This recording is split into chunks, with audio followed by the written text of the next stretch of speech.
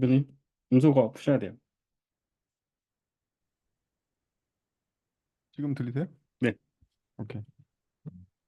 14장 같은 경우 저희가 13장을 건너뛰긴 했는데 13장에는 문서화뿐만 아니라 배포에 대한 얘기도 나오거든요. 우리가 만들었으면 남들이 알게 해야 되잖아요. 남들이 알게 하려면 광고도 해야 되고 플랫폼에 등록도 해야 되고 그런 거에 대한 내용이 살짝 나옵니다. 그래서 13장도 나중에 읽어보세요. 제가 오늘 디스코드에 공유했던 링크 중에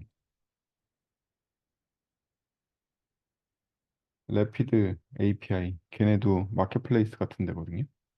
내가 만들어서 레피드 API에다 공개를 하면 다른 애들이 이제 돈 내고 쓰는 거죠. 그런 거고요. 또 우리의 주 내용은 14장인데요. 14장을 들어가기 위해서는 일반적인 소프트웨어에 대한 상식이 필요합니다. 일반적인 소프트웨어 상식이 뭐냐? 개발자가 아닌 분들은 둘째치고 PM이 아닌 분들이 많기 때문에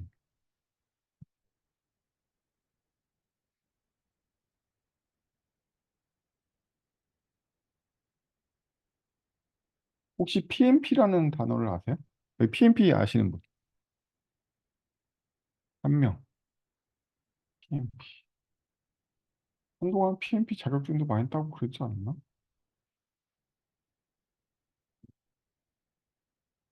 아, PMP는 이런 거고요.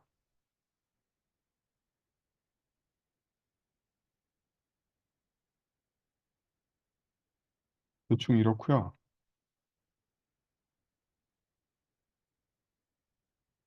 음, 그리고 PMP로 찾아보시면 꽤 많은 책들이 나옵니다.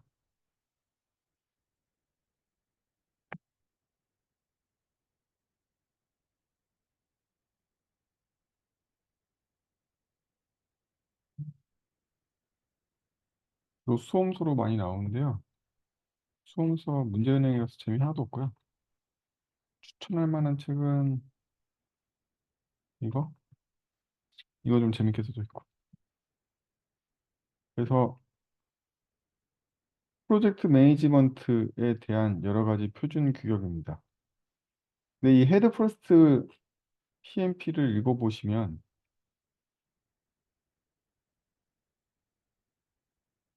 음,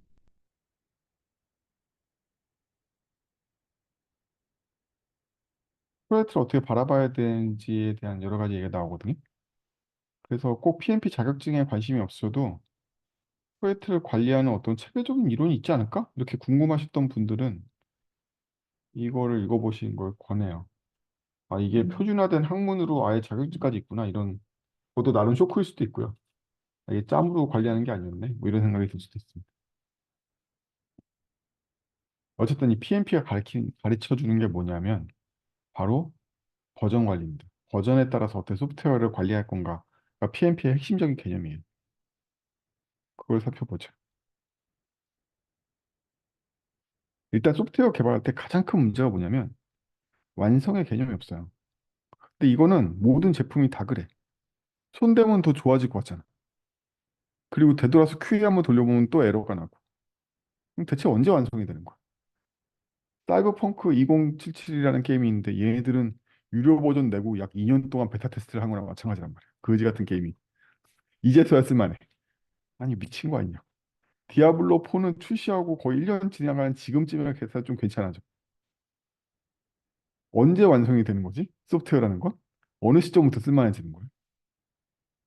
그러면 이 프로젝트를 관리하는 사람은 대체 예산을 얼마로 잡아야 되고 오픈 마케팅은 언제 해야 되는 걸까? 윤성님 언제 해야 돼요? 할 수 있을 때? 팔릴 때? 개발자들 수준이 이렇습니다. 관리의 개념이 없고. 회사는 언제 해야 돼? 잘 모르겠는데요. 네가 잘 알 거라고 물어본 건 아니야. 생각나는 대답해봐. 음, 저도 저 답밖에 생각이 안 나요. PMP에서뿐만 아니라 모든 프로젝트 매니지먼트에서는 모든 제품이 끝없이 개발된다는 속성을 갖고 있기 때문에 이걸 관리하기 위해서 어떤 개념을 도출했어요. 저는 보통 여러분들 질문할 때 꽁꽁 숨겨놓지 않고 이미 답을 말해주거나 다 근처에서 질문하거든요. 우리는 이거를 버전이라고 합니다. 그래서 소프트웨어 공학에서 버전이라는 건 프로젝트의 시작과 끝을 관리하는 개념적인 단위라고 얘기할 수 있어요. 그래서 이 버전이 무엇인지를 분석하고 버전에 맞춰서 소프트웨어 혹은 제품을 관리하는 개념, 이 PMP의 핵심입니다. 이렇게 해야지 프로젝트의 예산이나 일정을 세울 수가 있어요. 그리고 참가자들은 영원히 개발하거나 영원히 대기하지 않는 지옥에서 벗어날 수 있게 되고 그렇습니다. 이런 거죠. 특히 개발팀의 역량이 모자랄 때가 많아요. 왜? 개발하고 나면 QA팀 갔다 오면 또 이슈가 100개 생겼는데 그걸 처리하고 나면 또 이슈가 또 100개 생기잖아. 끝없는 개발하는 개발팀들이 많습니다. 그런 경우에조차 버전을 짧게 짧게 잘라서 범위를 줄이지 않으면 계속 QA만 타다가 제품이 출시 안 되죠. 뭐야, 먼 나라, 이웃 나라 갔냐고? 여러분들 얘기잖아. 제품 출시 안 되고 있잖아, 지금. 뭐, 우리가 국내에서 가장 큰 회사 중에 하나로 치고 있는 네이버 같은 경우에는 스마트 에디터 3.0을 만드는데 애당초 6개월에서부터 실제적으로는 3년이 걸렸고 지금도 적용하지 못하고 있어요. 스탠드얼론 제품 만들어졌는데 카페나 블로그의 연동 모듈이 아직도 개발되지 않아서 결국엔 적용 못하고 있어. 여러분들이 블로그나 카페에서 보고 있는 스마트 에디터는 여전히 2.0이에요. 이런 식으로 실패한다는 거지. 버전 관리 실패인 거죠. 걔는 스마트 에디터 3.0을 만들 게 아니라 스마트 에디터 2.1을 만들었어야 되는 거죠. 버전 관리의 실패는 어떻게 이루어진다? 3년이 넘도록 스마트 에디터 2.0으로 머물러 있는 거죠. 그 사이에 미디엄이 치고 올라오고 수많은 에디터들이 만들어지는 와중에 이렇게 해서 소프트웨어에서 버전이라는 건 굉장히 중요한 관리의 체제입니다. 이 버전 관리야말로 API 개발에도 그대로 적용되는 개념이라고 할 수 있어요. 그래서 우리는 관리할 때 버전 계획 수립이라는 걸 하게 됩니다.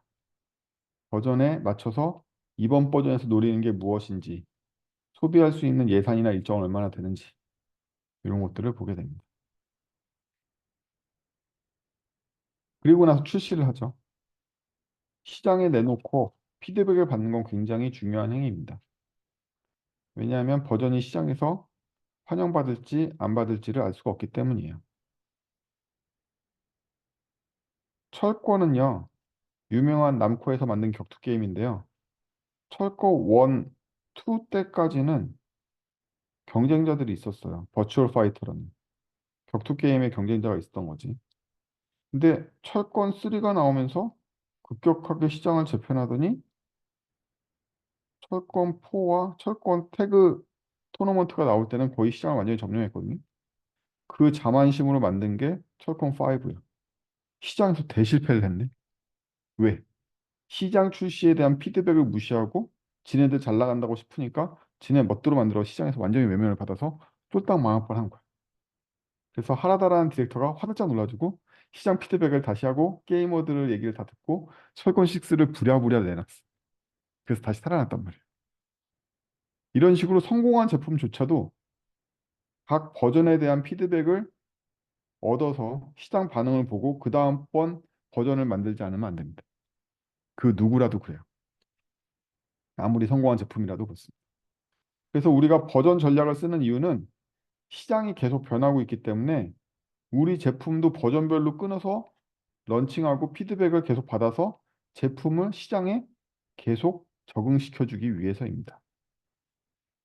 예전 야후에서부터 지금까지 수많은 IT 기업들이 시장을 제패했다가 사라졌어요. 네이버는 그렇게 생각하면 대단한 기업이지. 엄청 오랫동안 제패하고 있으니까 시장. 근데 우리가 알고 있는 글로벌 기업을 포함해서 마이스페이스니 뭐니 전 세계를 호령했던 그 서비스들이 불과 몇 년 못 버티고 사라진단 말이에요. 그건 버전 관리를 제대로 못했다라고 PMP 사람들은 얘기를 하겠지. 버전 관리를 잘하고 시장 피드백을 잡아서 제품을 계속 개선했으면 계속 살아있을 수도 있었을 텐데. 점점점. 모든 제품에는 버전 관리가 필수적입니다. 근래 한국에서 일어났던 예는 소나타 예를 들 수가 있습니다.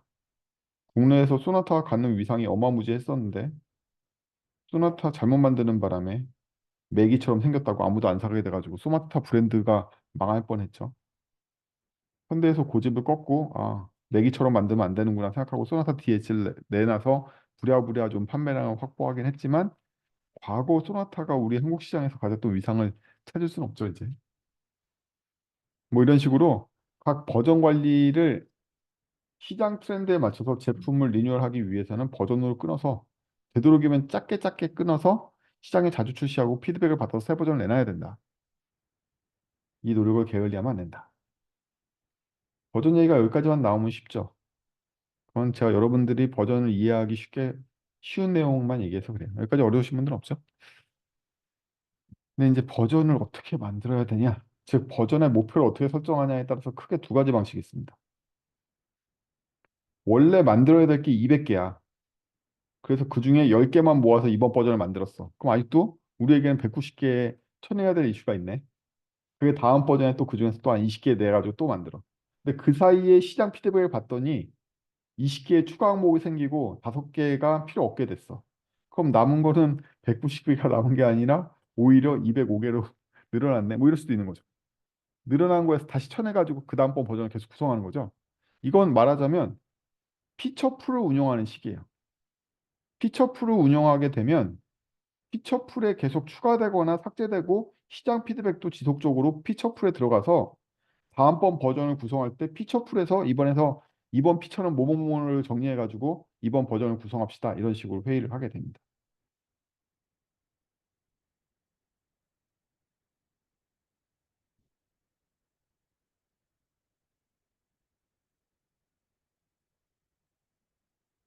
이 피처풀 기반으로 돌아다니는 애들을 보면 릴리즈 레포트가 이런 식으로 생겼어요. 자, 이건 제가 사용하는 언어 중에 하나인 코틀린의 버전 리뷰인데요. 이 버전을 보면 이 버전에 나오는 이 각 항목들이 바로 피처풀입니다. 이번 버전에서는 이러이러한 기능을 넣었어. 이렇게 피처풀을 명시하는데요. 여기 나와 있는 KT 어쩌고저쩌고 이런 것들은 평소에 꾸준히 쌓아둡니다. 꾸준히 쌓아둬요. 그래서 거기에 있는 피처 번호를 눌러보시면 이렇게 이슈 트래커에서 계속해서 내가 만들어야 될 기능이나 수정해야 될 이슈들을 게시판처럼 쌓아놓고 그 쌓아놓은 수많은 이슈 중에 몇 개를 모아가지고 이번 버전을 만들어내는 식이에요. 이해가 되시죠? 이 방식이 있습니다. 이 방식이 바로 이슈나 백로그를 모아서 차기 버전을 구성하는 방식입니다. 그래서 이때 버전 회의는 보통 백로그나 이슈 중에 우선순위가 높은 거, 시장에서 반응이 좋을 것 같은 거, 회사의 수익이 극대화될 것들을 모아가지고 이번 버전은 이걸 포함해서 완성시켜서 런칭해야 되니까 뭐 2달 반이 걸리겠네. 인력은 3명 갈리겠네. 뭐 이렇게 해가지고 만드는 거죠. 이런 1번 방식이 있고요. 두 번째는 아예 버전마다 목표가 새롭게 정의되는 경우가 있어요. 뭐 이런 거죠. 내가 킥보드를 출시하고 시장 반응을 봤더니 킥보드를 출시하면 안 되겠어. 이제 시장은 일렉트로파이드 바이클로 바뀌었어. 전기 자전거를 출시한 게 나아. 뭐 이런 거죠. 시장에 대한 반응이 극적으로 다음 제품에 반영되는 경우예요. 그래서 MVP를 만들거나 그 COP라고 부르는데 컨셉 오브 프루프를 만들거나 뭐 이런 것들을 하게 되면 그런 제품들은 이게 시장에서 성립하는 거지 시장 반응은 무엇인지 미끼를 던져보는 식이죠. 낚시할 때 미끼 던지는 거랑 똑같단 말이에요. 시장 반응이 오면 제품을 완전히 다르게 개발할 수도 있어요. 나는 라텍스 매트릭스가 아직 먹힌다고 생각하고서 저렴한 가격에 고급 품질을 가진 라텍스 기반의 매트릭스를 내려고 했더니 매트릭스 시장에서 라텍스 토퍼나 라텍스 매트릭스가 팔리는 시장이 이미 유행이 지난 거야. 다시 포켓 스프링 기반의 매트릭스들이 다시 유행하고 있어. 이러면 아예 제품 자체가 완전히 바뀌는 거지. 다음 버전에서. 이걸 전문적인 용어로 스크럼에서는 뭐라고 부르냐면 피봇이라고 부릅니다. 피봇이라는 건 이번 버전을 바탕으로 피드백을 수집해서 다음 버전에는 전혀 다른 가치를 창출할 만큼 새로운 제품을 만들어내는 걸 의미해요. 이 개념을 피봇이라고 합니다. 그래서 잦은 출시는 출시 비용이 비싸기 때문에 출시할 때 피봇이라는 가치 점프를 하지 못하면 잦은 출시 비용을 감당할 수 없어요. 많은 스타트업들이 망하는 이유가 소프트웨어 비용을 많이 지불하고 인건비 많이 지불하고 망하는 이유가 이 좀 핫하게 우리도 스크럼 하자 이래가지고 스프린트 단위로 계속 시장에 런칭을 하는데 런칭만 자주 하지 피드백을 갖고 그 다음번 런칭이 피봇이 되지 않아. 돈을 더 벌었어. 혹은 완전히 시장을 더 크게 얻어왔어. 뭐 이런 게 되지 않아. 그러면 괜히 폭포수에 비해서 비용만 많이 들고 망한단 말이지. 원래 스프린트는 비용이 많이 들어. 출시를 여러 번 하니까. 광고도 여러 번 해야 되고, 고객한테 커뮤니케이션도 여러 번 해야 되고, 관리도 여러 번 해야 되고, 여러 개의 버전을 유지해야 될 수도 있어. 근데 그때마다 피봇을 해서 큰 가치를 창출하지 못했다? 그럼 비용이 막대해져서 망하게 되는 거죠.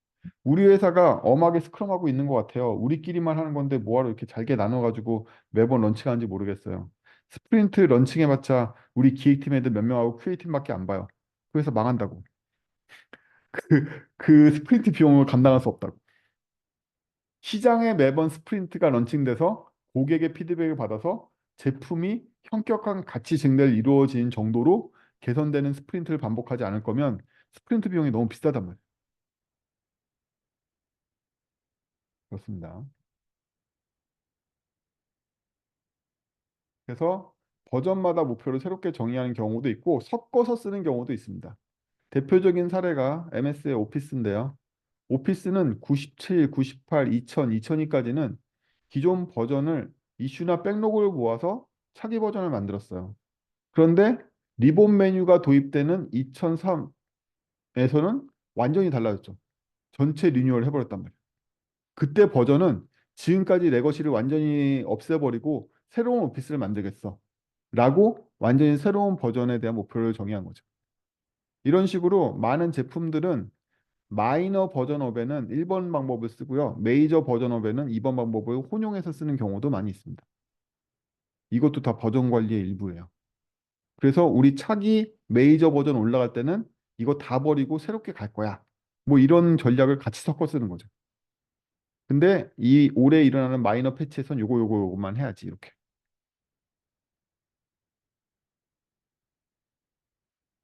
이것도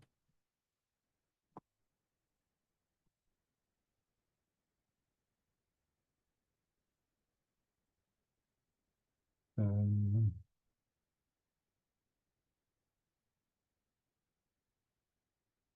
잠깐만요. 이것도 자료 하나 보여드릴게요.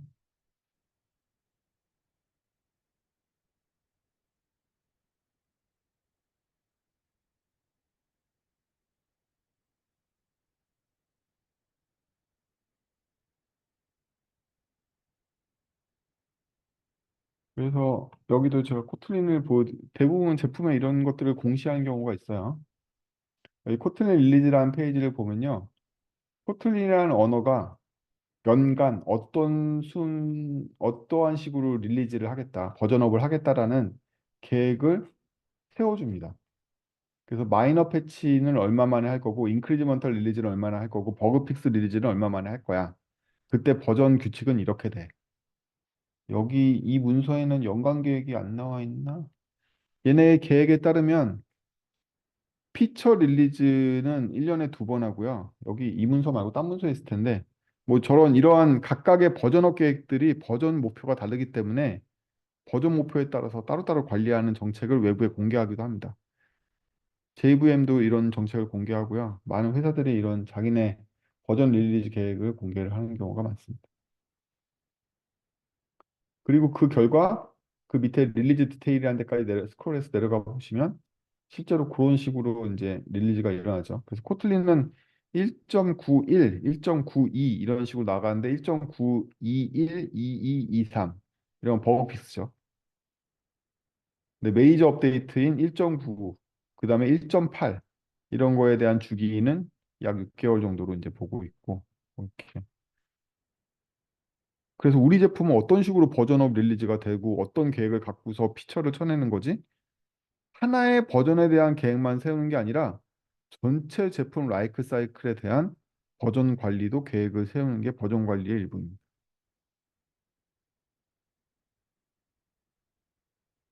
API도 소프트웨어예요. 어디 안 갑니다. 그래서 다음번 버전 계획을 어떻게 세운지에 대한 큰 두 가지 뷰를 갖게 되셨죠. 평소에 짜잘짜잘한 기능들을 계속 게시판에 쌓아놨다가 야, 이번에는 7번, 9번, 10번으로 버전 하나 올리자. 이렇게 하는 방식이 있고 아까 말한 것처럼 야, 애새끼들 보니까 더 이상 반팔티 안 입어. 우리 가디건 만들어야 돼. 뭐 이렇게 하는 방식이 있다 이거야. 그 다음번에는 버전을 크게 나누는 것과 잘게 나누는 개념이 있다는 거죠. 크게 나누면 어떻게 해야 되죠? 1년에 한 번씩 아이폰이 나와. 이거죠. 아이폰이나 갤럭시는 1년에 한 번씩 나오잖아요. 차세대 버전이. 그치? 주요 인텔 CPU도 세대가 1년에 1세대씩 올라가잖아요. 메이저 버전업이 1년에 한 번씩 일어나는 주기잖아요. 그에 비해서 백엔드 개발로 유명한 자바 같은 경우에 1년에 두 번 나와요. 메이저 버전이. 코틀린도 나름 메이저 피처 버전이 1년에 두 번 나옵니다. 이런 식으로 버전을 얼마나 크게 나눠가지고 만약에 1년에 한 번씩 나오면 어떻게 해야 돼요? 우리가 아이폰 다음 버전에 기대하는 바가 뭐예요? 연락 개선됐으면 좋겠어. 뭐 이런 거 아니에요? 확실하게 그전 세대보다 이번 세대가 좋았으면 좋겠어. 그런 기대를 하잖아요. 왜냐하면 버전이 크게 크게 나오니까.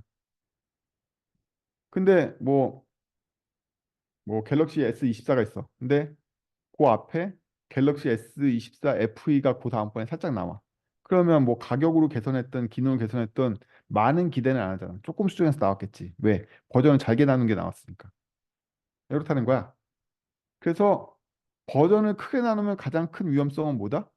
시장을 오판한 제품이 나올 가능성이 커진다. 그렇죠? 그에 비해서 버전을 잘게 나누면 버전을 잘게 나눠서 릴리즈하는 비용이 크게 발생해. 어? 우리 회사의 매출액이 크거나 고객이 많지 않다라면 이 릴리즈 비용이 굉장히 부담스럽다는 거지. 아니, 5명이 쓰는데 5명을 위해서 릴리즈를 한 달에 한 번씩 한다고 미친 거 아니야? 뭐 이런 느낌이라는 거지. 그래서 본인 회사의 고객층이 어떻게 되느냐에 따라서 1, 2번 중에 뭘 할 건지, 3번은 어떻게 할 건지를 해줘야 된다. 그 외에 4번에 있죠. 4번이 이전 버전과의 연속성 정도를 어떻게 할 거냐. 버전이 바뀌면 확확 바뀌냐. 아니면 버전이 바뀌어도 얼추 비슷하냐. 호환성이 좋냐, 나쁘냐. 뭐 이런 거죠. 이런 부분들을 같이 고려해야 됩니다. 1번에서부터 6번까지 또 1번에서 4번까지의 모든 개념들을 조합한 수백만 가지의 조합법이 나오겠죠. 버전 관리에 대한. 그래서 여러분들이 그 좋은 레시피를 찾으려고 그러지 마시고요. 관심 있는 소프트웨어 혹은 소프트웨어가 있는 하드웨어 혹은 좋아하는 물건, 가젯, 아무거나도 좋아요. 어떤 회사가 그 제품에 대한 버전을 관리하고 있다라면 그 회사가 어떤 식으로 버전 관리를 하는지 여러 사례를 모아보세요. 내가 좋아하는 제품과 내가 만들려는 제품이 비슷하게 생겼다라면 걔네들의 버전 관리 전략을 참고하는 게 굉장히 큰 도움이 됩니다. PMP에서는 버전 관리 전략이야말로 제품의 성질을 결정한다라고까지도 얘기를 해요. 어떤 버전 전략을 세웠냐, 그 자체가 그 제품의 성질이라는 거예요. 그래서 생각하시는 것보다 훨씬 더 무서운 개념입니다. 우리 회사는 회계 프로그램을 만드는 회사야. 그래서 중소기업 중에 20%가 우리 격리라는 우리 회사 제품을 쓰고 있어. 근데 우리 제품은 언제만 업데이트하냐면 기업 회계 기준이 갱신되면 보통 기업 회계 기준이 1년에 한 번씩 갱신되는데요. 기업 회계 갱신을 1년 갱신할 때마다 맨날 바꾸기가 싫어. 왜냐하면 회계적으로 봤을 때 회계 감사는 매년 바뀌는 기업 회계 기준에 엄격한 적용을 받지만 격리애들이 쓰는 장부 정리는 기업 회계 기준이 크게 바뀌는 게 없기 때문에 5년에 한 번씩 업데이트를 해줘도 될 것 같아. 그래서 우리 회사의 버전업은 5년에 한 번씩만 할 거야. 이게 그 제품의 성질을 만들어낸다는 거야. 그럼 이 회사는 어떻게 팔고 있는 거다? 복지부동하는 제품이 UI 개편도 안 하고 편의성도 개선하지 않고 최신 트렌드도 반영하지 않으면서 5년에 한 번씩 기업 회계 기준 룰만 바꿔 제품을 출시하려고 그러는 거지.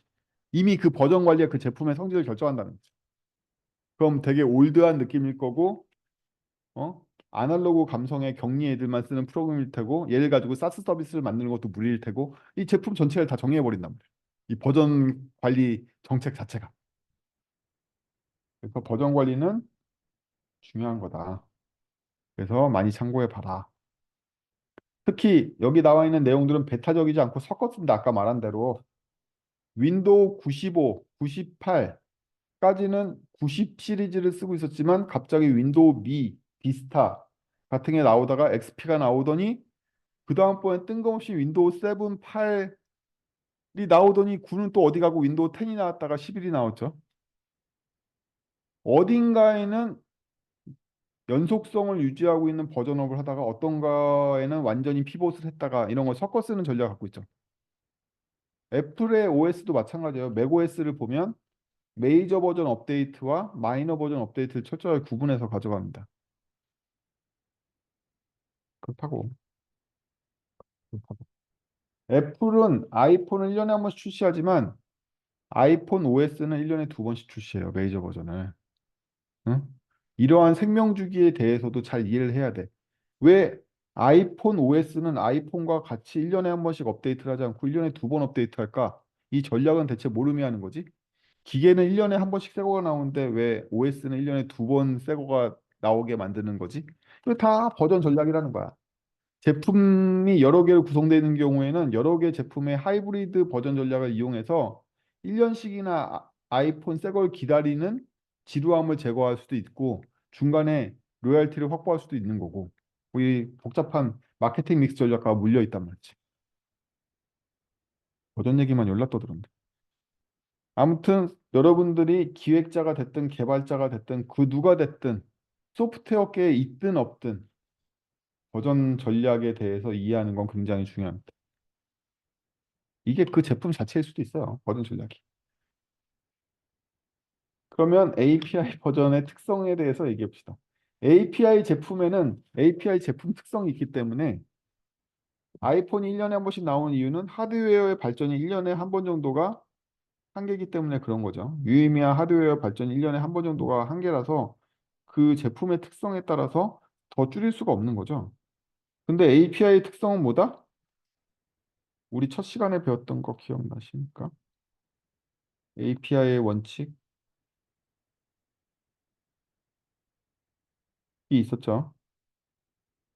원칙이 있었다고 내가 정리했던 거 어디 갔냐?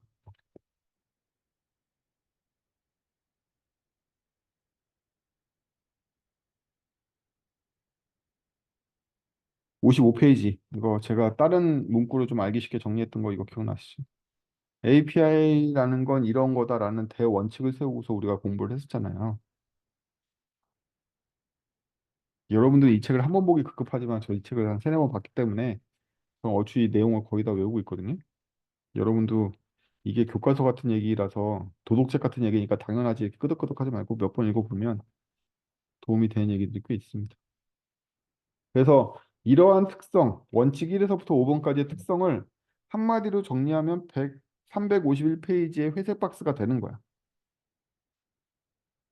얘가 보기에 API가 소프트웨어로서 갖는 가장 큰 특징은 이거라는 거지.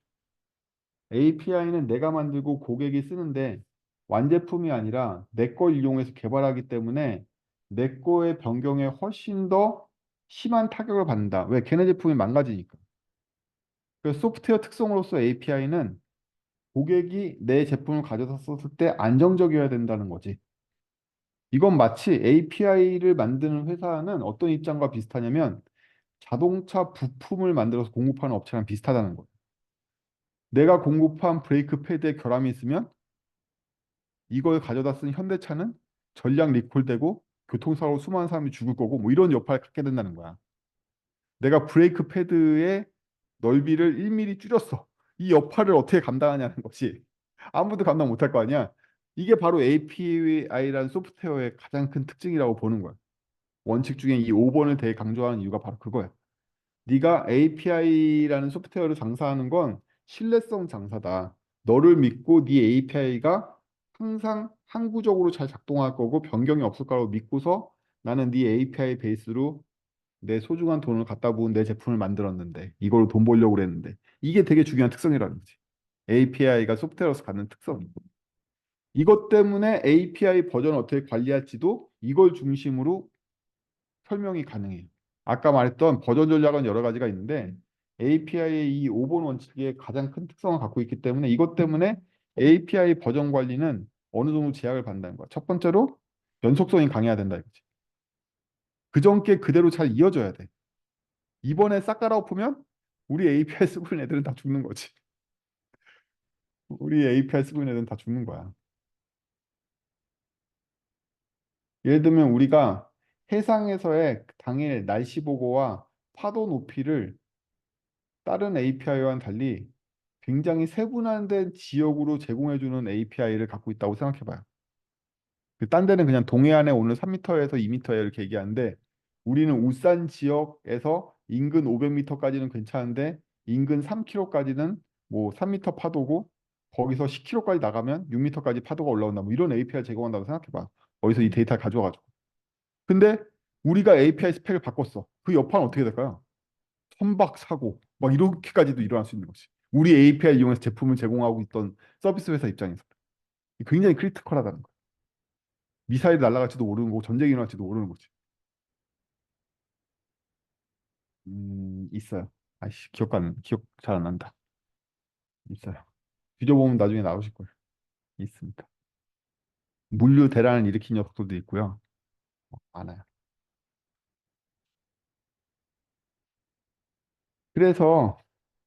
그래서 이전 버전과 연속성이 되게 강해야 된다. 비슷하게만 버전업을 할 수 있다는 거지. 혹은 하위 호환성을 완전히 만족시켜 주거나. 또 한 가지는 버전업을 자주 할 수 없다. 자주 하면 안 돼. 우리 제품이 버전업 할 때마다 우리 제품을 이용하는 모든 회사, 모든 사회의 구성원들이 다 같이 업데이트를 해야 돼. 되겠냐고. 안 된다고. 그러니까 굵직굵직하게 띄엄띄엄 버전업을 할 수밖에 없어. 따라서 여러분들은 버전 출시를 하실 때 API 같은 경우에는 신중한 제품을 만들어서 버전업을 해야지, 출시를 해야지 이게 무슨 스타트업처럼 MVP 출시하고 막 컨셉 오브 프루프 출시하고 이러면 안 돼요. API는 그렇게 가벼운 사업이 아니야. 그렇게 만들면 안 되는 거야. 충분히 고려하고 진중하게 생각해서 많이 연구한 API를 공개해서 다음번 API 메이저 업데이트는 1년 후에 있습니다. 뭐 이런 수준으로 운영할 생각을 하고서 진중하게 생각을 해봐야 된다는 거지. 설계에 많은 투자를 해야 됩니다. 근데요, 그럼에도 불구하고 버전 출시를 하잖아요. 그러면 기존 유저와 신뢰를 가져가는 방법은 기존의 올드 API를 그대로 유지해 주는 거겠죠. 우리가 신기능을 넣고 싶으면 새 API를 출시하면 그만이야. 그러면 기존 유저를 배신하지 않아. 오케이, 그건 좋아. 근데 문제는 뭐냐면 우리 회사의 유지 보수 비용이 크게 늘어나. 올드 API도 유지 보수해야 되고 신 API도 유지 보수해야 되니까 이대로 가면 계속 유지 보수해야 될 서비스가 늘어나는 셈이야. 인력이 추가적으로 계속 필요하게 되는 거지. 새 API 만들 때마다 버전 하나 올릴 때마다 기존 버전을 유지하는 유지 보수 비용이 계속 쌓이겠죠. 그럼 나중에는 이 유지 보수 비용이 수익을 능가해서 버전업을 할 수 없게끔 얘가 발목을 잡게 돼요. 그럼 어차피 버전업이 못 되니까 제품이 올드해지고 망할 거란 말이지. 이것만이 능사는 아니다. 하지만 대신에 신규 고객이 아닌 기존 고객의 안정성은 신뢰성을 확보해 줄 수가 있다. 이게 바로 새 API 정책입니다. 그래서 이건 누가 하느냐? 그냥 이렇게 얘기하는 게 아니고 이건 누가 하냐면 이미 돈 많이 벌고 있으면 이렇게 됩니다. 유저가 많고 수익성이 안정화돼 있다라면 자기 수익이 많으니까 그래 뭐 옛날 거 유지해 줄게. 우리 돈도 많이 버는데. 근데 우리 신기능은 새 API로 노출했으니까 신기능 또 쓸 놈들은 또 써. 그러면 고객이 많으니까 신기능에서 또 돈을 많이 벌면 되잖아. 영원히 계속 돈을 많이 번다라면 새로운 것도 돈을 많이 벌고 옛날 것도 돈을 많이 벌었으니까 유지보수 비용이 늘어나봤자 새 수익의 일부 비용일 뿐인 거지. 돈 많으면 해결되는 거죠. 그러니까 돈을 많이 벌면 해결돼. 각 새 API도 돈을 많이 벌어온다면 각 버전들은 각 버전의 유지보수 비용을 스스로 감당하니까 문제가 없어져. 그래서 이 전략이 나쁘다는 게 아니라 이 전략은 각 API 수익성이 많이 있다라면 충분히 가용한 전략이고 그럼 빈익빈 부익부가 형성돼서 이 회사의 신뢰성이 더 높잖아요. 웬만하면 이거 쓰려고 그래. 얘네는 올드 버전도 버리지 않으니까. 그 돈 많은 놈들은 이걸로 빈익빈 부익부를 계속 구축해 갑니다. 악마죠. 다음은 망해서 없어졌지만 네이버의 오픈 검색 API, 책 검색을 비롯해서 블로그 검색, 카페 검색 같은 오픈 API는 약 10 몇 년째 하나도 프로토콜이 변하지 않고 계속 제공되고 있어요. 똑같은 품질로. 그래서 어느새 다음 책 검색, 뭐 어디 책 검색 API 꽤 있었거든요. 지금 책 검색 API는 다 네이버가 지배하고 있잖아. 결국엔 신뢰성 있는 API가 이긴 거지. 현재 여러 사이트에서 책 정보를 보여주는 API 태반은 다 네이버가 먹은 거예요. 꾸준한 검색 API의 신뢰성을 확보해서.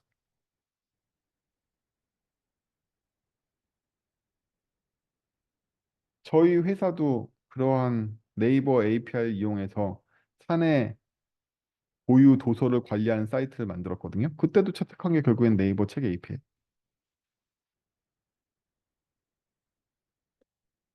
기존 API를 변경한다면 기존 유저가 반발하겠죠.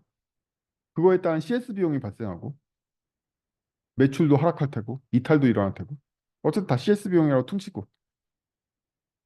근데 우리 고객이 원래 5명인데 무슨 상관이야. 어차피 돈을 안 벌고 있었는데 갈아치우면 되지. 따라서 얼리 스테이지에서는 4번이 나쁜 전략이 아닙니다. 어차피 어닝이 작았다라면 파이가 작았다라면 그냥 버리면 되니까 괜히 비용을 늘리는 것보다는 4번 전략이 나을 수 있어요. 4번 나쁘다라는 얘기를 하려고 내가 적어놓은 게 아니야. 4번도 충분히 고려할 수 있다는 거야. 어차피 새 API로 확보될 시장이 낮다라면 기존 API 몇 명 되지도 않는데 지워버려야겠다. 이렇게 없애버리면 되는 거지. 그래서 아예 브랜드체로 바꿔가지고 도메인도 새로 파가지고 그냥 새 API 출시하고 기존 건 그간 감사했습니다. 그냥 버리는 거지. 된다 이거야, 그래도. 따라서 이 두 개는 나쁜 점, 좋은 점이 있다가 아니라 회사의 수익과 고객 상황을 보고서 선택해야 될 전술인 거죠. 전략이라기보다. 그때그때 써야 될 전술입니다.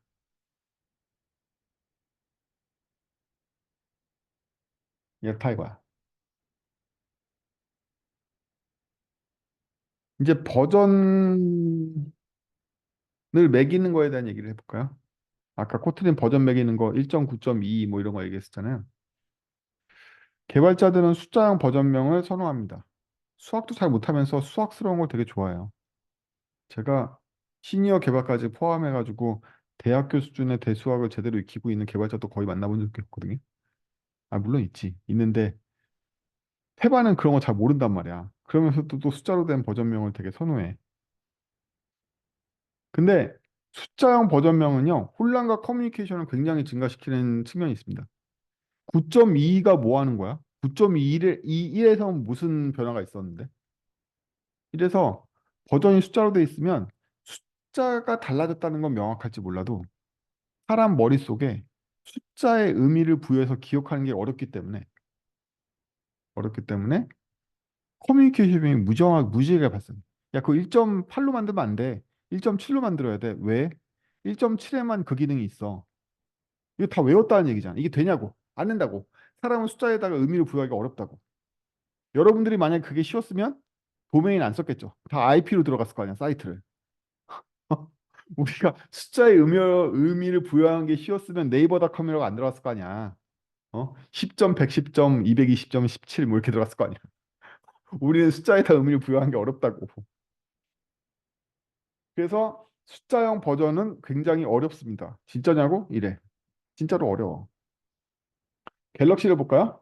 갤럭시라는 브랜드, 엄브렐라 브랜드가 있고요. 그 밑에 AS 등등 수많은 서브 브랜딩이 있고 버전도 보면 1, 2, 3, 4로 갔다가 갑자기 20으로 뛰었죠.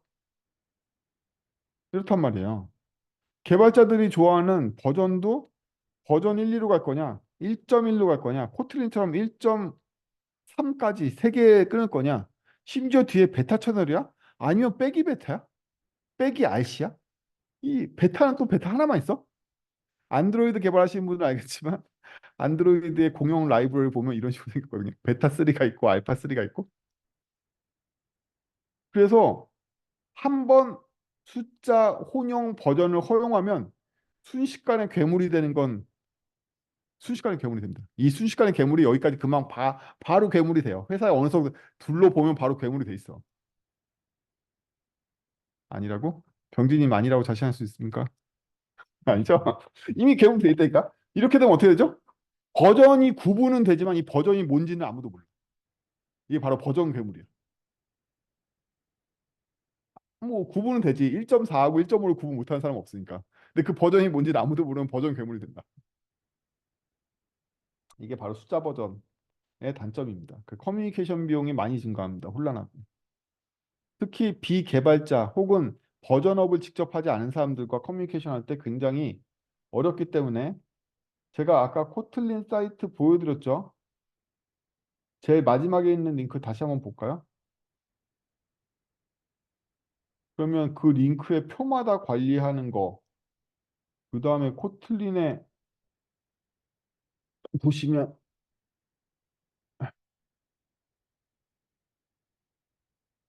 왼쪽에 메뉴에 보시면 이런 부분이 있죠. 특히 그 밑에 얼리얼 버전스 누르면 또 한가득 나오죠. 지금 무슨 얘기를 하는 거냐고? 이게 다 커뮤니케이션 때문에 막대한 돈을 들여서 이 사이트를 유지하고 있는 거잖아. 어마무지한 양의 문서를 만들었다고. 이게 다국어야 심지어 여러 나라 언어로 돼 있어. 어마무지한 커뮤니케이션 비용을 치른다니까? 이 숫자 버전을 유지한다는 건 엄청나게 많은 비용을 이 문서만 있어요? 아니지. 아까 내가 보였던 문서도 있었잖아. 그 위에 GitHub 주소로 돼 있는 거. 미친 듯한 비용을 제공 이 써야지만 이 숫자 버전이 온전히 커뮤니케이션이 된단 말이죠. 죽음이야. 무지막지한 비용을 들여서 숫자 버전을 유지하는 거나 마찬가지예요. 느낌이 오세요? 공짜가 아니다. 이 숫자 버전 비용을 유지하는 거는 공짜가 아니야.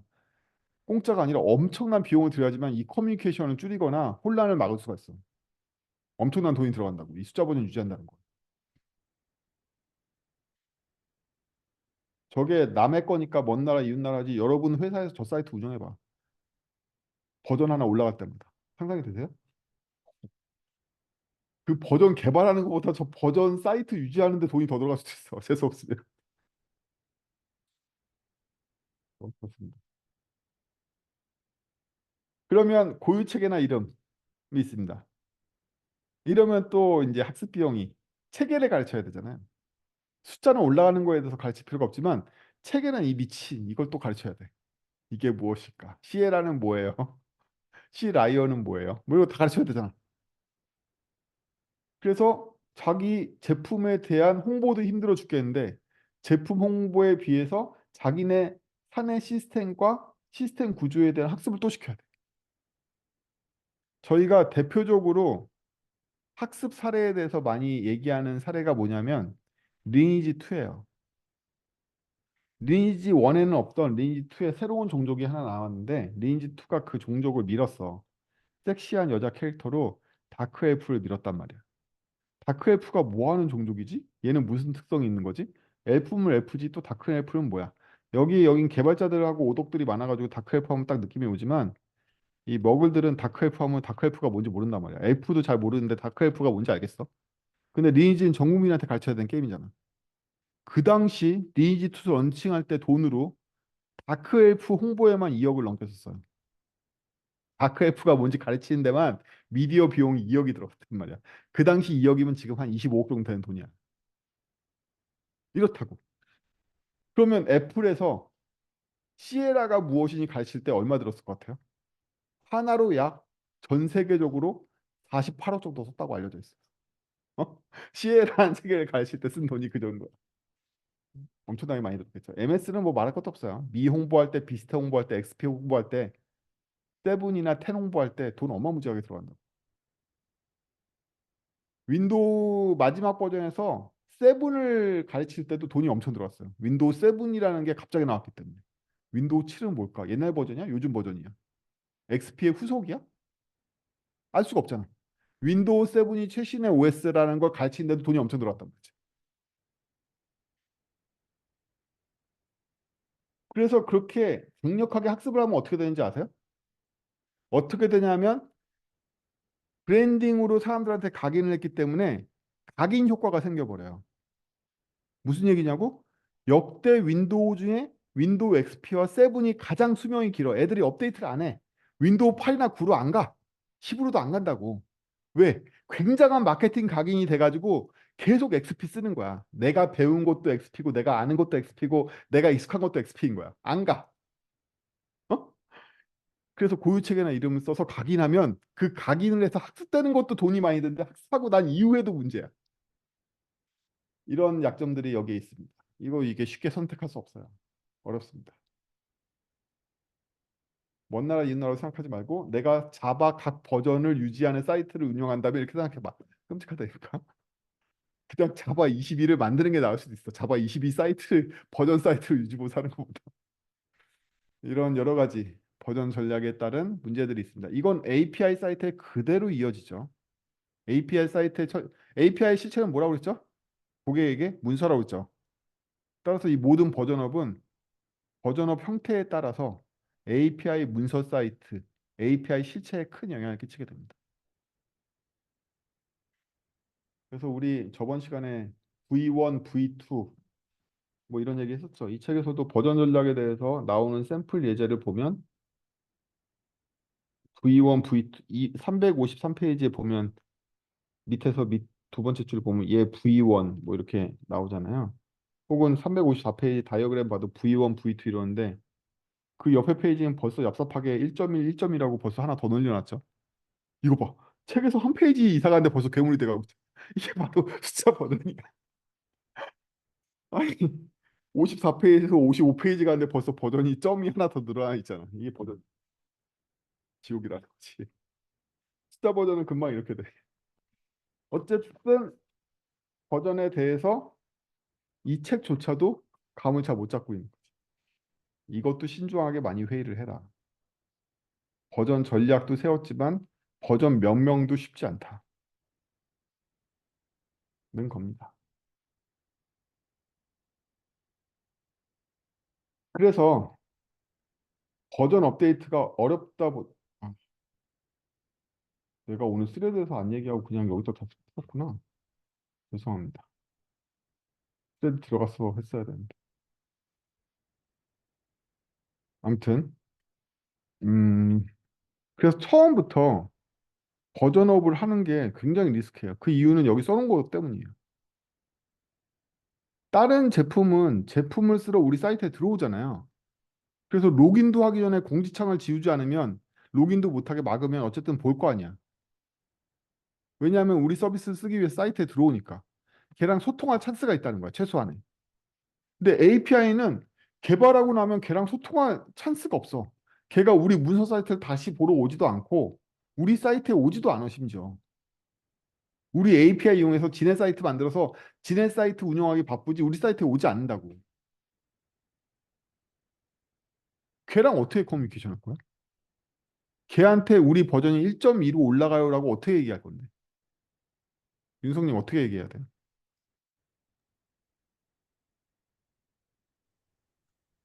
모르겠습니다. 저도 무시하고 있어가지고 그치? AWS에서 끊어보는데 무시하고 있어가지고 그러면 언제 알아차려요?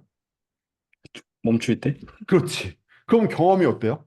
이 개새끼들 이렇게 나온다고. 여러분들은 API를 업데이트하고 무조건 개새끼야. 당담하건대. 신문 광고를 해도 소용없어. 어쨌든 API 업데이트 무조건 개새끼다. 페이스북이 업데이트해도 개새끼야. 누가 업데이트해도 개새끼다. 아무도 안 보니까. 업데이트 예고도 안 보고 공지도 안 보고 아무도 안 봐.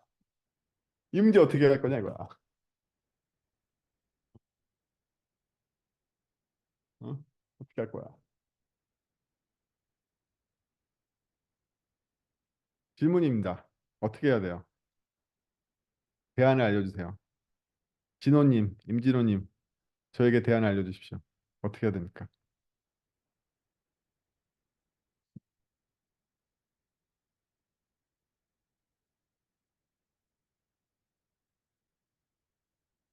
진호님 무시하고 마이크 안 켜주신다.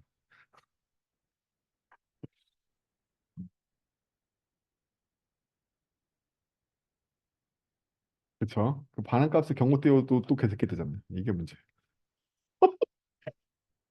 먼저이 돌아야 되는데 또 경고가 왔죠. 이러면 또 아니 그지 새끼가 어쩌고 저쩌고 저쩌고. 우리가 지금 니네 API 믿고서 6월 달에 대규모 이벤트 한다고 마케팅 채널에다가 15억 을 질렀는데 서비스가 갑자기 멈췄어. 이러면 뭐 니네한테 소송 건의 뭐하니 어쩌고 저쩌고 난리 치겠죠? 그냥 개새끼 되면 괜찮은데 애들이 소송을 걸어요. 그게 문제야. 소송 범위도 우리 서비스 이용 요금만큼은 소송 걸면 그래 내가 5만 원 다시 줄게 이러면 되는데 월 상위 5만 원이었으면 걔네들이 소송을 그렇게 안 걸어. 우리 마케팅 비용 및 사업 계획에서 손실 본 게 27억인데 이러고 소송 건다고. 진짜로 그래요.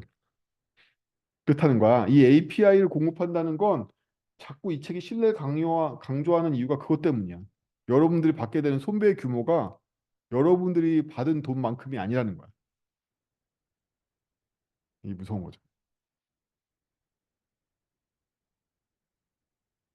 그래서 일단 기본적인 커버는 페이로드 자체에 무조건 스테이트 코드가 들어있어.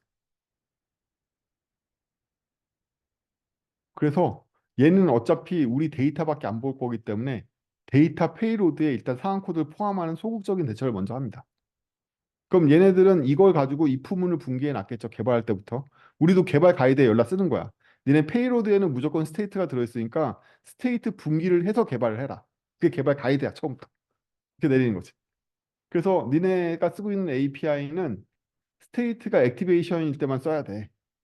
디플리케이트 되면 니네 거기에 대한 대비가 나야 되고 디플리케이트가 스테이트 내려갈 때는 리미티드 데이트가 내려갈 거니까 만료일 이전에 니네들 이거 개선하는 거나 우리한테 문의해 가지고 대안을 알아봐. 혹은 우리 사이트 오면 이거에 어떻게 대처하는지에 대한 그 공지가 있을 거야. 그거 봐.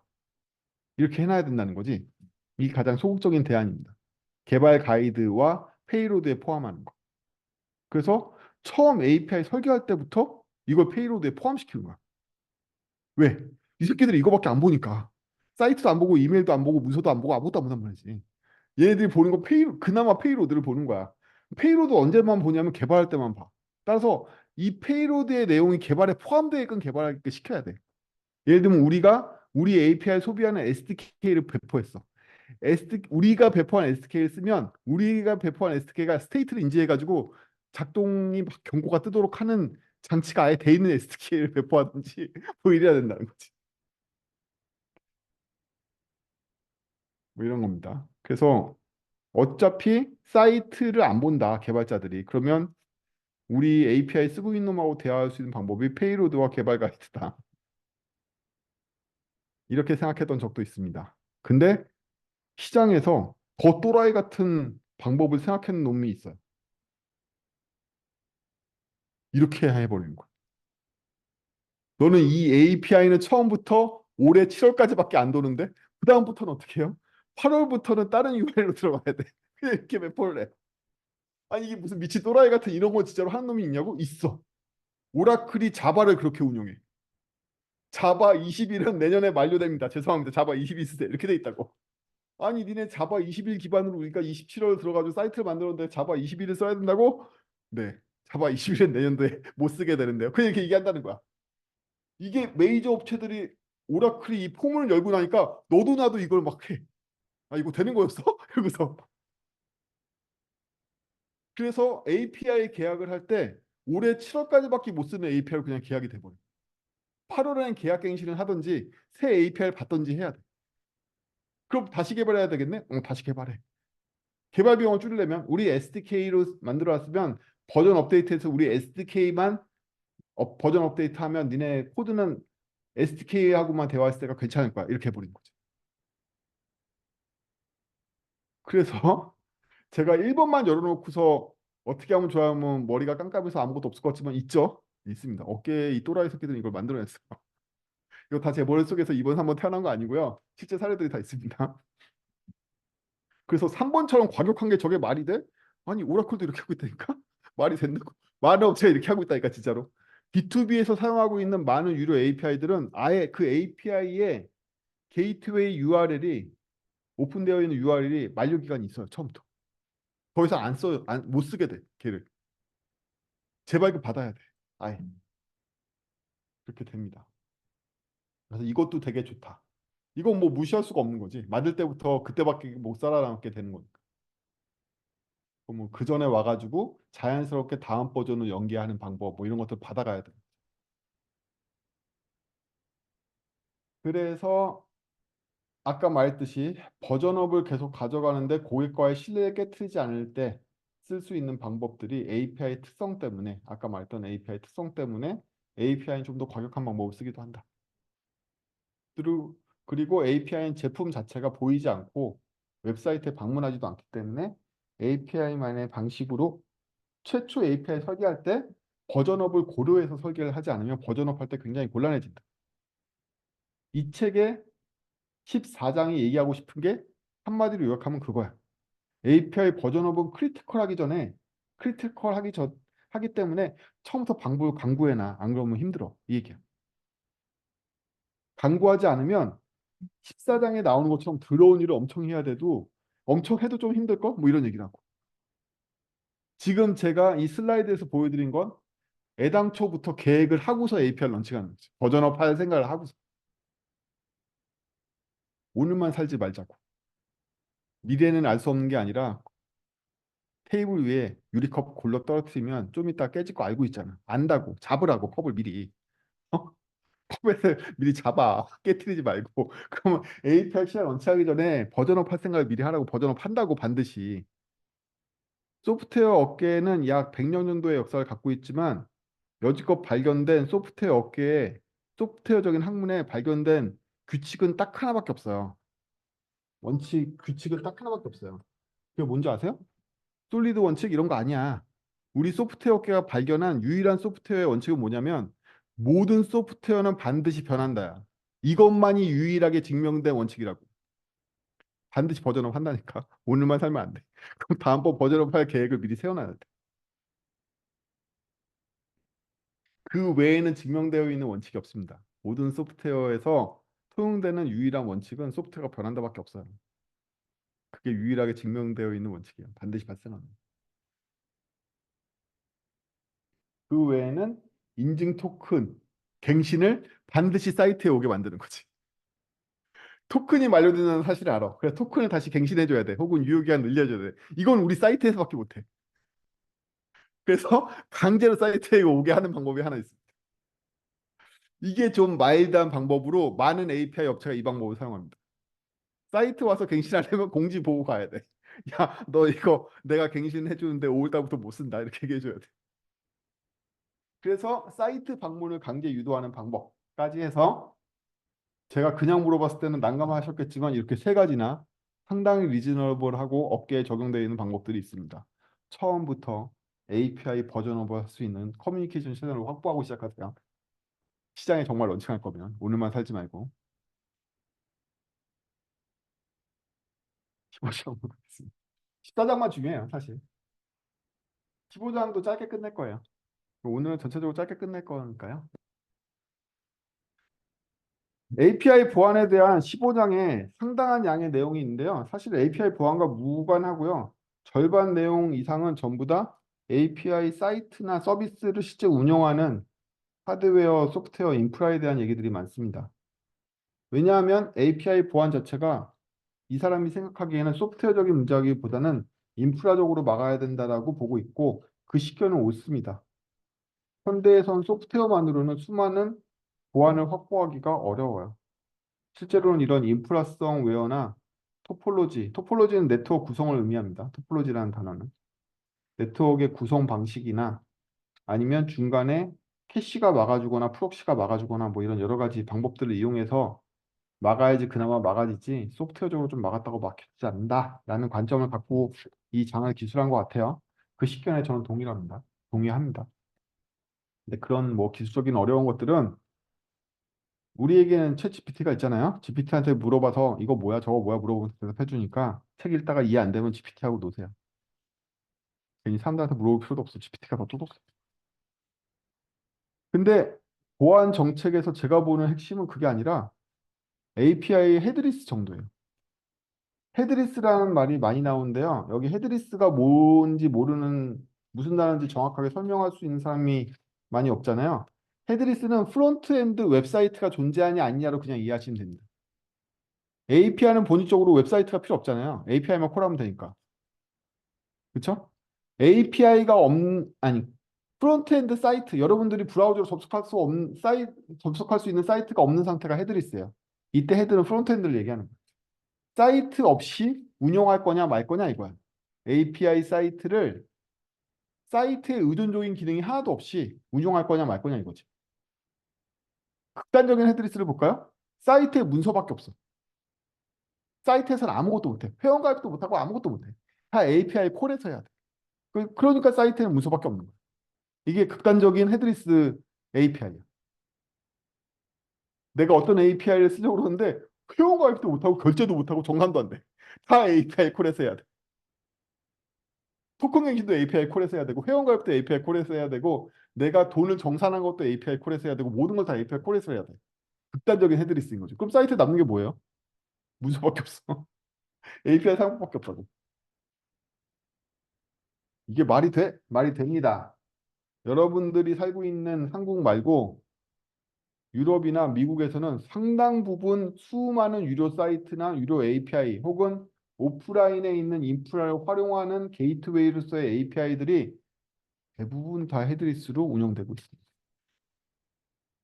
뿐만 아니라 쇼피파이, 쇼피를 비롯한 해외 쇼핑 포털 또는 쇼핑 솔루션들도 프론트엔드 없이 오직 쇼피파이의 인프라만 이용하는 헤드리스 API로도 쇼핑몰을 운영할 수 있습니다.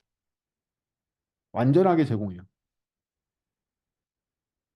그래서 헤드리스냐 헤드냐에 따라서 보안 정책이 굉장히 달라진다. 헤드를 많이 갖게 되면 어떻게 되죠? 웹사이트 보안 전략이 더 우선시 될 거예요. 웹사이트를 잘 지키면 API가 많이 지켜지니까. 근데 헤드리스로 운영되면 헤드리스 운영에 대한 여러 가지 보안 정책이 생겨야 돼요. 강력한 헤드는 어떻게 되는 거죠? 헤드리스가 강력하면 문서 사이트만 남는데 헤드가 강력한 API를 만들면 웹에서 설정 다 해줘야지 API를 쓸 수 있게 되고 웹에서 인증, 인가를 다 받아야지만 API를 쓸 수 있게 되고 뭐 이런 거겠죠. 많은 부분 헤드를 통해서 설정해야지만 헤드리스 부분인 API를 쓸 수 있게끔 있는 거죠. 그럼 제가 여기서 보여주고 싶은 게 뭐냐면 헤드리스와 헤드가 있는 거에 장단점이에요. 헤드리스를 운영하면 어떻게 되냐면 민감한 부분이나 어떤 부분들은 이메일, 전화 같은 인력을 투입해야 될 가능성이 높겠죠. 사람 살다 보면은 내가 준비한 대로 안 일어나고 또라이 같은 놈이 하나씩 있잖아요. 미친놈이. 걔네들이 사이트에 창구가 없으니까 아날로그적으로 얘기하고 아날로그라는 건 게시판을 썼네, 이메일 썼네 이런 얘기가 아니라 전화했네 이런 얘기가 아니라 사람이 들어가야 되는 가능성이 있다는 거야. 인력 투입이 가능해야 될 필요가 있다는 거지. 인력비가 콜센터 비용이 나갈 수 있다는 거지. 근데 헤드를 운영하면 안 그래? 아니야. 헤드를 운영하면 헤드에서 많은 기능들을 구현하면 그만큼 CS가 줄 거라고 생각하지만 오히려 즉 웹사이트에 대한 CS도 같이 발생해. 이번에는. 오히려 헤드리스는 API에 대한 CS만 발생할 거 아니야. 근데 헤드 사이트를 운영하면 CS가 API에서도 발생하고 헤드에서도 발생해. 이것도 만만치 않다는 거야. 이것도 만만치 않아. 장단점이 있다는 거야. 이쪽만 인력 들어가냐? 이쪽도 인력 들어간다 이거야. 오히려 양쪽으로 인력이 들어갈 수도 있다는 거지. 사이트 운영팀 콜센터, API 운영팀 콜센터. 얘는 오히려 두 개를 운영할 가능성도 있는 거야. 심지어. 그래서 각자의 상황에 맞게 헤드냐 헤드리스냐 아니면 어느 정도까지 믹스할 거냐를 결정해야 됩니다.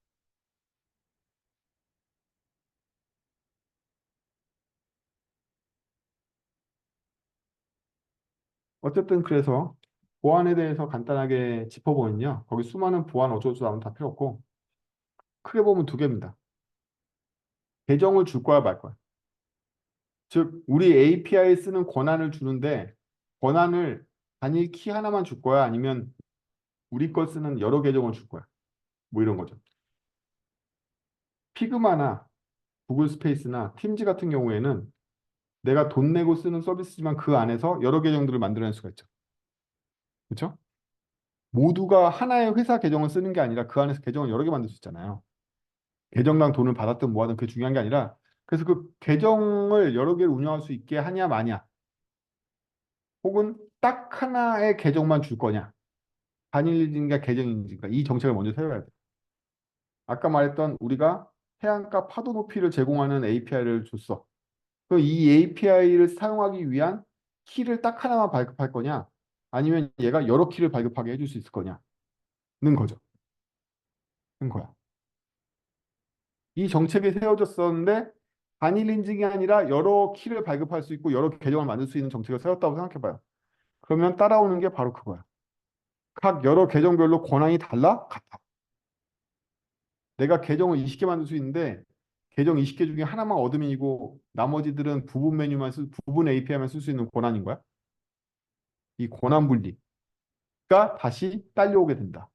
계정 인증을 하면 인가, 인가 통합에 대한 문제가 생깁니다. 인증은요, 인증이란 건 뭐냐면 사람을 증명하는 거잖아요. 네가 너인 걸 내가 확인했어. 인가는 뭐냐면 너에게 허가를 하겠어 이런 거야. 권한을 줄까 말까가 인가인 거고, 그러니까 인증이 된 사람에게 인가를 주는 거지. 인증도 안 됐으면 인가도 없는 거지. 그래서 인증과 인가인데 인증된 애들이 단일 인증이 아니라 계정 인증을 갖고 있다라면 각 계정에게 어떠한 허가를 내릴 건가를 또 설정할 수 있냐? 아니면 그냥 어떤 계정을 만들어도 다 걔네들은 마스터야. 이렇게 인가를 통합할 거냐? 이 문제가 생긴다. 가장 복잡한 시스템은 계정 인증이 되고 인가 분리가 되는 거겠죠.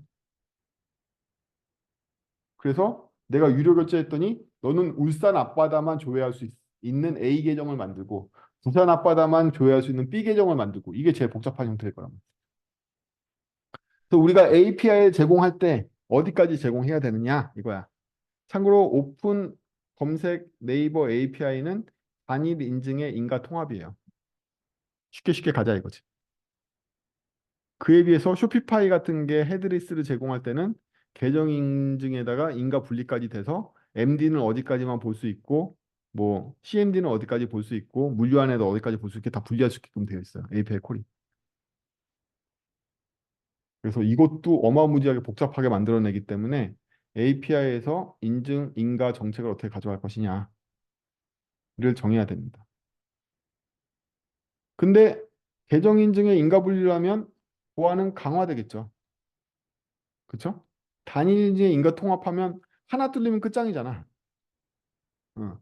얘는 잘게 뚫릴 거 아니야, 잘게. 잘게 뚫리니까 다 뚫리기 전에 위험을 감지할 수도 있고 폐쇄할 수도 있고 이래서 서비스 중단 없이 어느 부분만 잘라내거나 인가 뚫린 데, 인증 뚫린 데만 막으면 되니까 이럴수록 큰 권한을 못 갖게 하는 장점이 있습니다.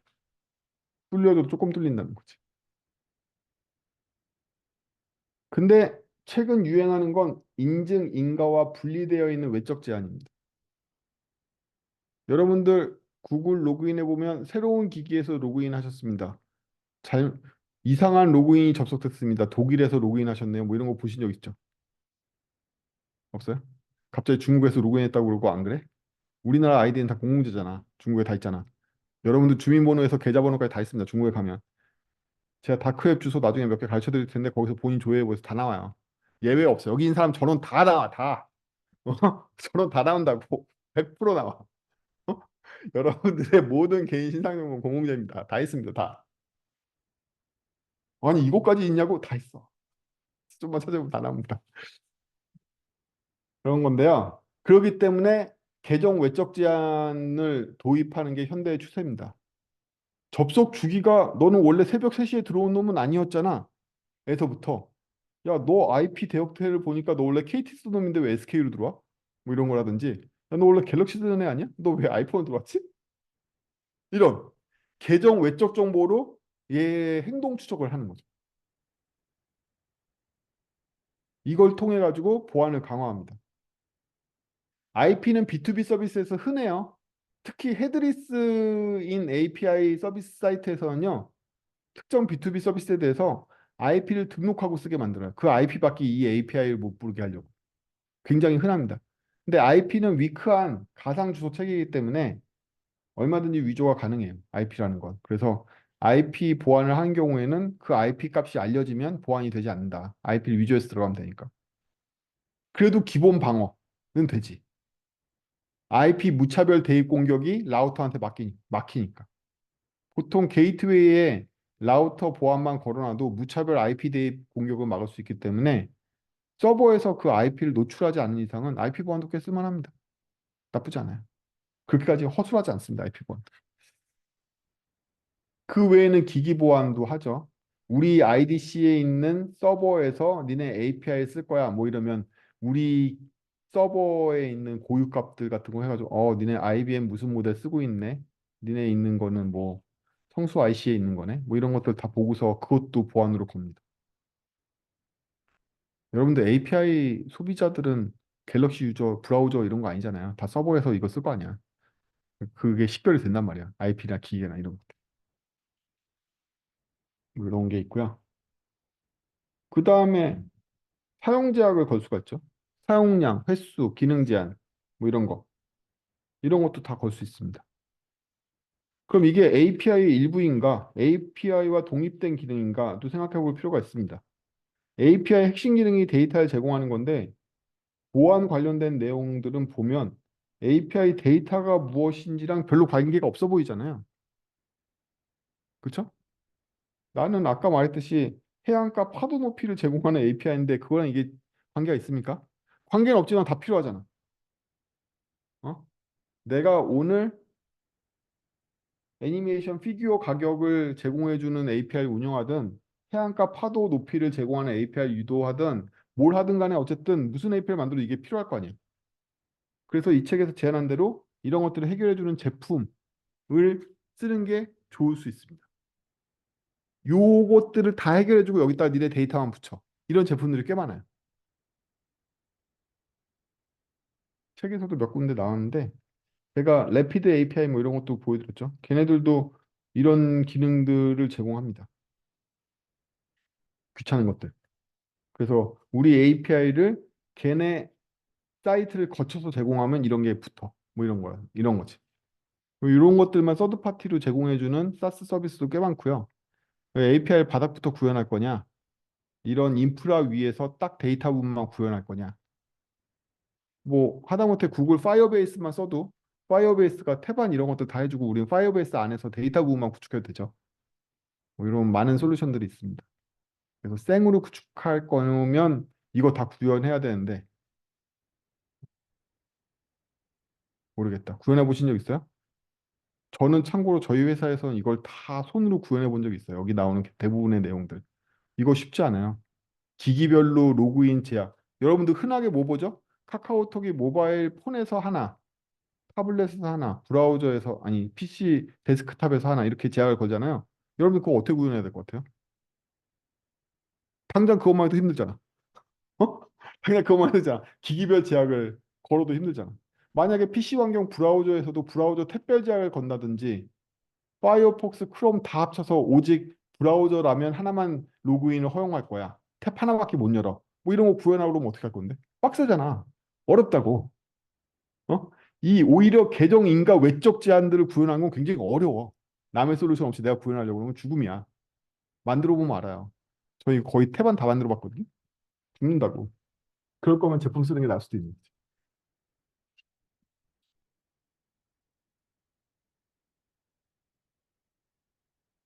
까지입니다. 그래서 오늘 여기까지 해서 이 책을 끝날 예정입니다. 그래서 15장은 이 정도로 정리해서 이러한 뷰를 갖고서 15장의 내용들은 뭐 관심 가는 것만큼 GPT한테 물어보면서 익히시면 되고요. 중요한 건 뷰인 것 같아요. 저는 API 보안에서 제일 중요한 뷰는 헤드리스트를 얼만큼 가져갈 거냐인 것 같고 나머지들은 얼마나 수동 구현할 거냐, 제품 쓸 거냐 뭐 이런 거죠. 16장은 뭐 별 얘기 없어요. 16장은 다 거버넌트에 대한 얘기인데요. 거버넌트는 우리나라 말로 운영 정책이라고 번역하시면 됩니다. 그래서 운영 정책, 정책이라는 건 규칙이죠. 그래서 네가 API 만들 거면 회사에 이러한 운영 정책에 따라서 API를 만들고 개발해야 돼. 이런 가이드, 여기 가이드란 스타일 가이드라는 말이 많이 나오는데요. 스타일 가이드 이퀄 정책 이퀄 거버넌트 이퀄 막 대충 다 비슷한 어감입니다. 그래서 남의 회사의 거버넌트는 어떻게 생겼지? 많이 참고해봐. 이 책에서 나오는 스타일 가이드도 태반 내용이 그거예요. 남의 거버넌트 좀 잘 봐봐. 이러이러한 거버넌트들이 있는데 너도 참고해서 회사에서 API를 통과라는 어떤 룰 같은 걸 만들어 두는 게 좋을 거야. 그리고 회사에서 API가 통과라는 도장을 찍으려면 이러이러한 절차로 이게 통과됐다 안 통과됐다를 판정하는 어떤 기준도 이런 식으로 만들어 놓는 게 좋을 거야. 뭐 이런 거지. 그렇습니다.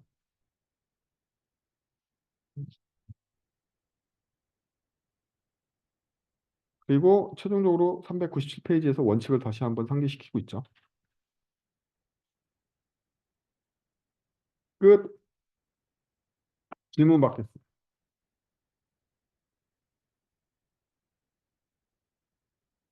설문이나 다시 한번 가서 구경해 볼까? 몇 명 참가했나?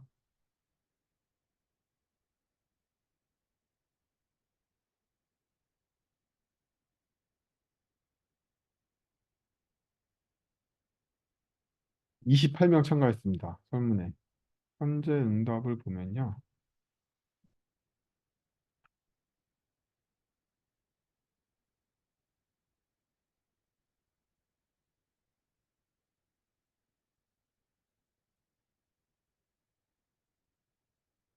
아니, 어떻게 동률이지? 바로 하자와 2주 하자, 2주 후에 하자가 동률입니다. 다들 귀찮죠? 강사만 떠든다가 점점 늘어나고 있네. 아까는 그래도 실습하자 적극적인 사람들이 좀 있었는데 2주 후에 다시 우리가 해처모를 할까? 아, 모르겠다.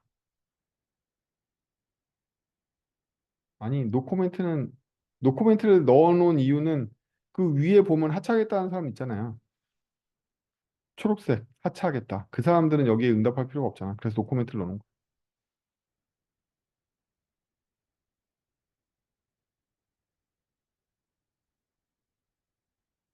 지금 결정할까요? 2주 후에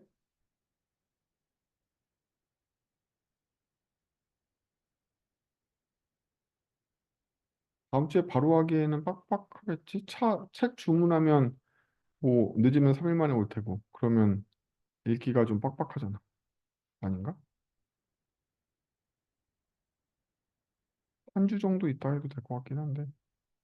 2주 동안 쉬는 것도 뭐 저한테는 큰. 저 이거 지금 뭐 화상에서 결정하진 않고요.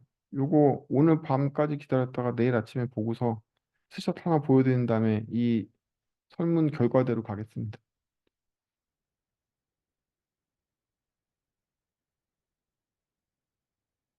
기타 책 전체 혹은 API 설계 전체에 대해서 혹은 아무거나 소프트웨어계나 물리업계까지는 제가 대답할 수도 있겠다.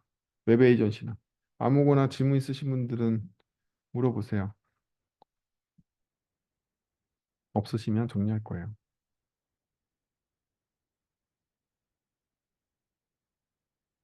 나도 도움이 되셨는지 모르겠다.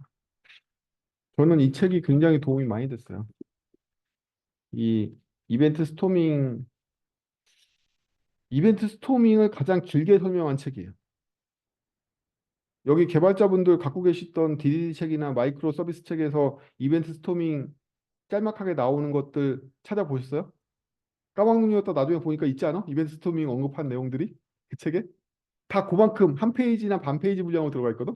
이 책이 제일 길게 그나마 구체적으로 설명한 책이야. 그것만 해도 이 책의 가치는 충분하고요. 그 외에 조언하는 게 번역이 나빠서 그렇지 오히려 실무적인 조언이 많아요. 제가 느끼기에는. 그리고 뒤에 부분의 기술적인 내용들도 개발자들한테 많이 도움이 될 수 있는 내용들이고요.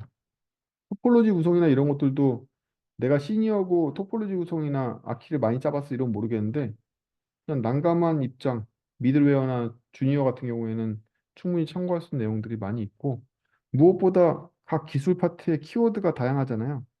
여기 개발자분들 있어도 뭐 스웨거 말고 아는 툴 있었어? 거의 없을 거 아니야. 여기엔 되게 많은 사이트와 서비스와 툴들이 나오잖아요. 그런 것만 해도 그걸 바탕으로 더 많은 애들을 조사할 수 있으니까 충분히 실무적이라고 생각을 했어요. 근데 이 책은 어디까지나 원칙과 개념에 대한 설명의 책이고요. 이어서 들어가는 책은 직접 API 설계를 실습해보는 책이에요. 그래서 실제 사례 예제 샘플이 나오고 그거대로 이제 설계를 해가는 책입니다. 그래서 그 책에서는 여러분들한테 코드는 원하지 않지만 ERD 구성까지는 원해요. 그 정도로 실습을 빡빡하게 하는 책입니다. 근데 그 책도 1, 2장에 나오는 개념적인 내용이 굉장히 좋아요.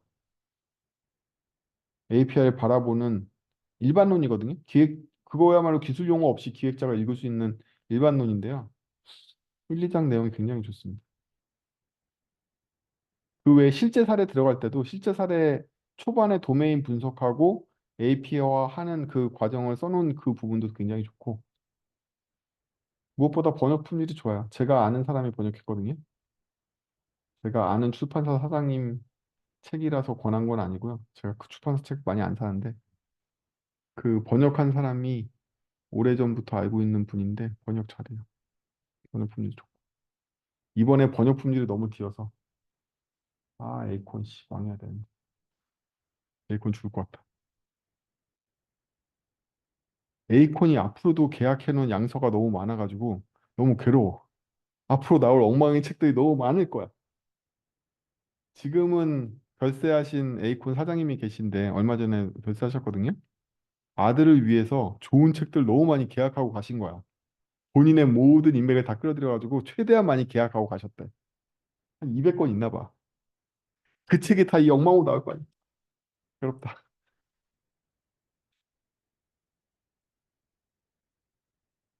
그래도 헤드퍼스트 PMP는 좀 친절해서 이것만 해요. 내상 입으려나? 모르겠다.